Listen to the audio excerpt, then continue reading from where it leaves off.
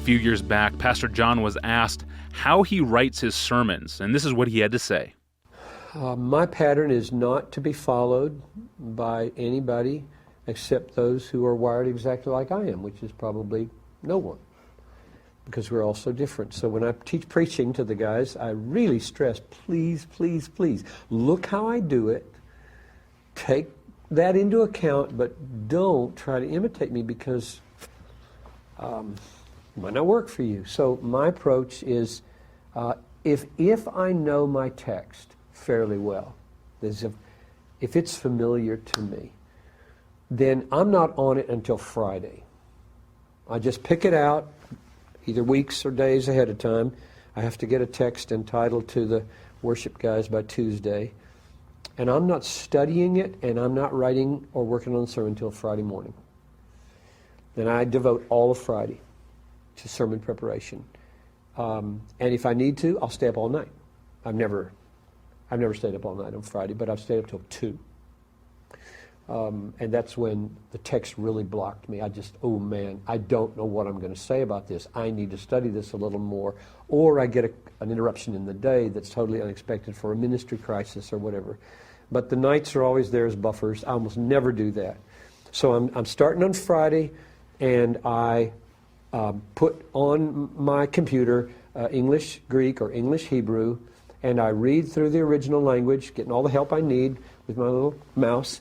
And I've got a half sheet of paper in front of me on the desk, and I'm writing out the text, and I'm making comments as I go. And as I write out the text, I'm just praying, God, show me what's here for my people. Show me what's really here. Not in my head that I'm going to make be here, but is really here. Let me see new things that I've never seen before. And as I write, for whatever reason, this works for me, I see things. The pen, the computer, the Greek, the Hebrew, the writing it out. And so I'm circling things and making little comments in the margin. This little half sheet looks like an absolute jumble when I'm done. And when I'm done, I've generally got a whole slug of questions that can be answered. I've got lines drawn all over the place. And as I step back and say, now, Lord, what am I going to do with all that? I could talk on that for 3 hours. I've got 35 or 45 minutes to do this. And in prayer and thought, some of those circles just come together. And I say, okay, I'm going to make those 3 points, or those 2 points, or those 4 points. Then I take out another sheet of paper and try to figure out, how might that fit together? Should I go backwards, forwards, start in the middle, and go this way? And once I'm there, and that may happen by lunch, go eat lunch, and then I put up my Word document, and I just start writing. Here's my thoughts based on this little doodling here, and I compose straight onto the computer. And I'm editing as I go, and I'm thinking out loud, sometimes preaching out loud as I go, feeling it as I go, praying as I go, and that takes 4, 5, 6, 7, 8 hours to get that written. And when it's written, I print it out, and I go to bed, or go to be with Noel or whatever.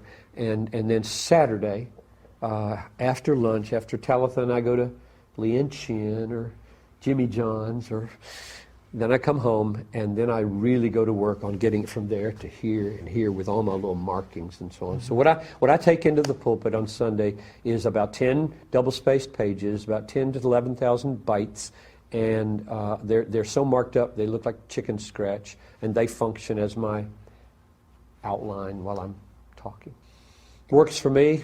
Most of the people, when they hear that I do it that way, say, no way could I start on Friday, or no way could I take a manuscript into the pulpit and not have it be canned, and so on. Absolutely not a problem.